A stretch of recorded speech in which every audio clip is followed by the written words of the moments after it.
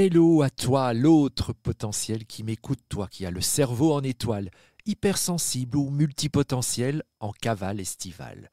Oui, aujourd'hui nous allons parler vacances, mais pas n'importe lesquelles.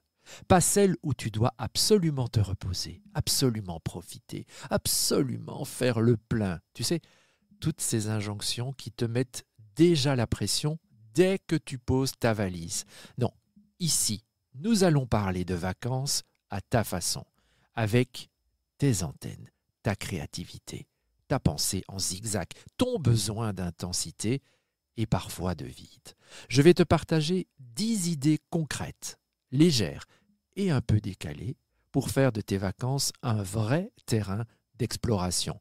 Des micro-rituels, des pauses intérieures, des expériences à la fois simples et puissantes qui pourraient bien changer ta façon de vivre, pas seulement ton été, mais toi-même. Alors, prêt et prête à sortir du cadre? On y va!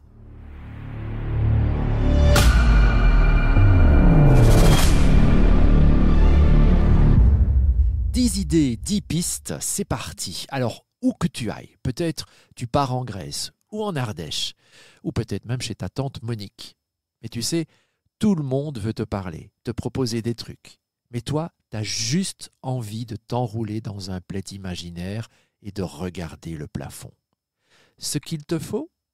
Un refuge mobile, ton cocon ambulant, un espace à toi, même minuscule, un coin de serviette, un transat bien orienté, une couverture sensorielle, ton carnet, tes musiques. Parce qu'être entouré, même de gens qu'on aime, peut être éreintant pour un autre potentiel. Et ce n'est pas une question de mauvaise volonté, c'est une question de système nerveux. Alors, créer ton refuge, c'est pas fuir, c'est te permettre d'être présent au monde sans t'y perdre.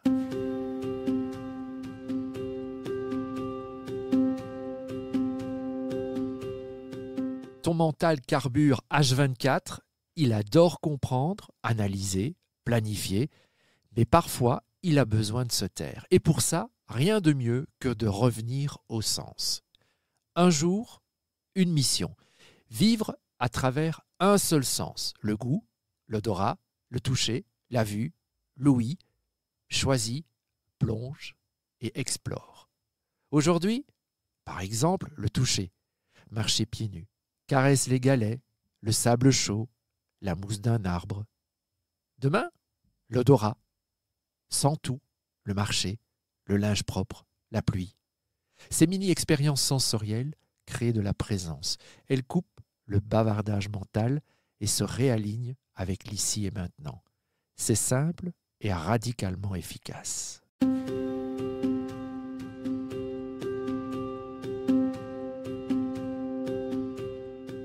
Crée ton carnet au trésor de l'été. L'idée est simple, chaque jour, note un moment qui t'a fait du bien, t'a surpris ou t'a touché, comme si tu collectionnais des petits trésors. Pas besoin que ce soit grandiose, un sourire, un paysage, une phrase entendue, une glace à la pistache. Tu peux en faire un carnet illustré, une carte imaginaire ou juste une liste sur ton téléphone. À la fin de l'été, tu auras un vrai trésor personnel, une mémoire sensible de ce qui t'a nourri, ému ou émerveillé. Et si tu veux aller plus loin, transforme-le en jeu. Cherche chaque jour un trésor à rapporter, matériel ou symbolique. Ça transforme ton été en une chasse au sens, et ça, nous les autres, potentiels, on adore.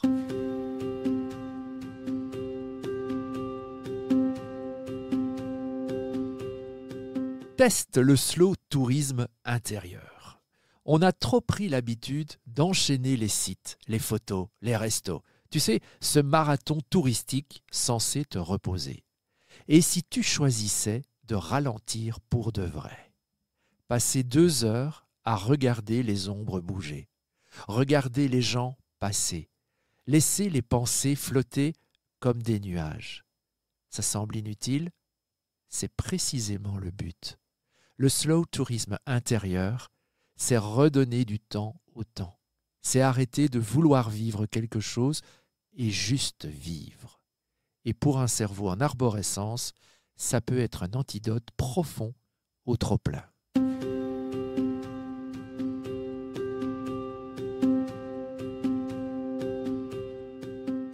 Mets ton hypersensibilité en mode GPS. Tu as souvent entendu « Oh, tu ressens trop, tu penses trop, tu prends tout à cœur ».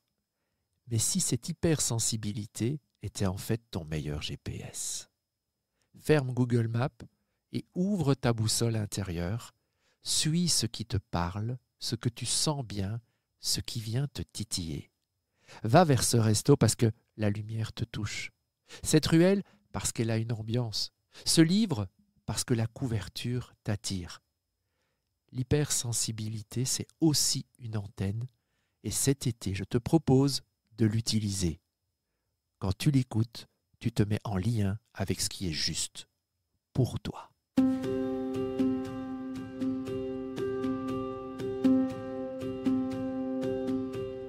Tiens un carnet des premières fois. Tu crois connaître la vie, tu crois savoir ce que tu aimes, mais ton cerveau a besoin de nouveautés pour s'émerveiller. Chaque jour, cherche une première fois, une première action, expérience, rencontre, pensée. Une glace au thym, une sieste sous un palmier, regarder les étoiles sans parler, dire non sans t'excuser.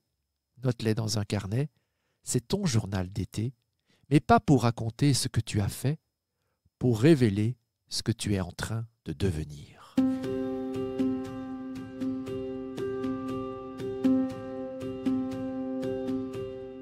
Compose ta playlist de l'été parallèle. Alors pas la playlist pour danser au barbecue, celle pour ressentir, te souvenir, te déplier. Une chanson pour chaque état d'âme. Une musique pour ton moment de vide. Une pour ton grand rire. Une pour le matin sans mots. Une pour la nostalgie douce d'un coucher de soleil. Une autre pour les envies d'ailleurs. Crée-la au fil des jours, en écoutant ce que chaque instant t'inspire. Il n'y a pas de bonne ou de mauvaise musique. Il y a celle qui te traverse, qui te parle, qui te console ou t'élève. Cette playlist, c'est un miroir sonore de toi, un journal intime sans mots. Et en septembre, quand tu l'écouteras, tu ne te souviendras pas seulement d'où tu étais, tu te souviendras de qui tu étais, ce que tu vivais à l'intérieur, au-delà des photos et des cartes postales.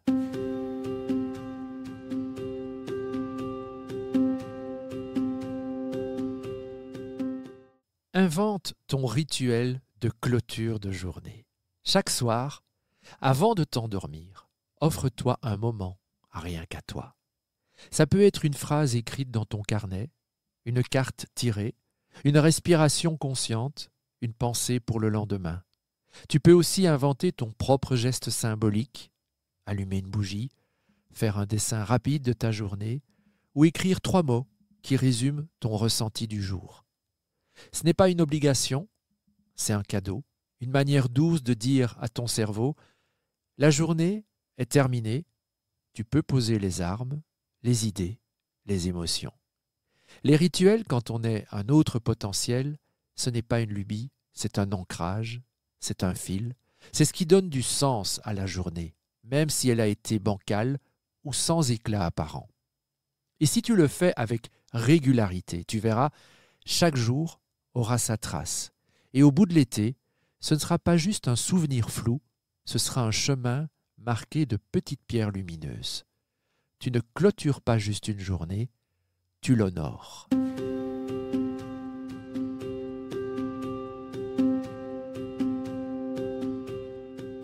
Pars sans valise mentale. Et si cette fois tu partais vraiment léger? Pas juste dans ta valise, mais dans ta tête.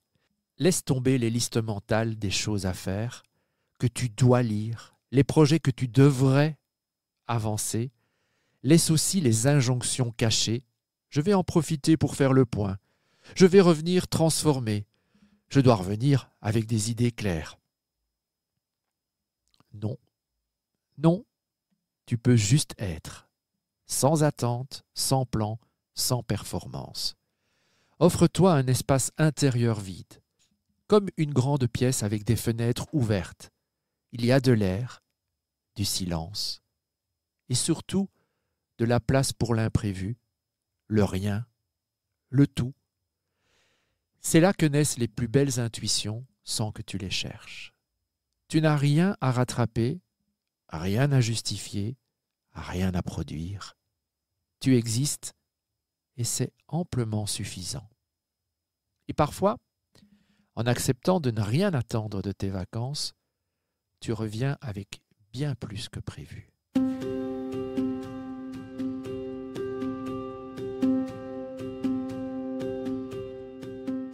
Et enfin, ose partir seul avec toi-même, au moins une fois. Pas besoin de 3 semaines en ermitage tibétain, un après-midi dans un parc, une balade sans destination, un repas en tête-à-tête avec toi-même, pas pour fuir les autres, mais pour faire une vraie place à celui ou celle qui est toujours là, mais souvent en arrière-plan, toi. La solitude choisie, c'est un cadeau rare. Elle peut être déroutante au début, mais elle devient un miroir clair, un espace de retrouvailles, une respiration profonde. Là, sans bruit, sans réaction sociale, sans devoir te montrer, tu retrouves ce que tu aimes, ce que tu ressens, ce que tu veux vraiment. Tu peux écouter cette voix douce qu'on n'entend pas dans le bruit du monde. Et puis, tu réalises que tu es une belle compagnie. Tu ris avec toi-même, tu te parles gentiment, tu t'écoutes vraiment. Et qui sait, tu rentreras peut-être en te disant « Je me suis rencontré, enfin, et j'ai envie de rester un peu plus proche de moi, même après. »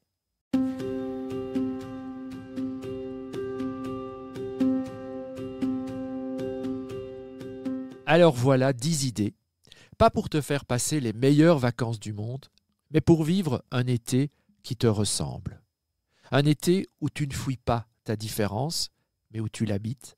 Un été où tu ne cours pas derrière l'idéal, mais où tu accueilles l'essentiel. Où tu t'accordes enfin la permission d'exister sans masque, sans pression, sans performance. Peut-être que tu ne feras pas tout, peut-être même que tu n'en feras qu'un seul, mais si ce geste est fait avec conscience, alors c'est déjà immense. Parce qu'au fond, l'objectif n'est pas d'enrichir ton agenda de vacances, mais de t'offrir de la présence, de l'espace et un peu plus de toi dans chacun de tes instants. Et si tu ne retiens qu'une seule chose, tu es l'endroit où tout commence. Prends soin de toi comme tu prendrais soin d'une amie, d'un ami précieux et laisse-toi surprendre par une émotion, un silence, une idée, un détail qui te touche. Tu n'as rien à prouver, tu as juste à vivre pleinement à ta façon.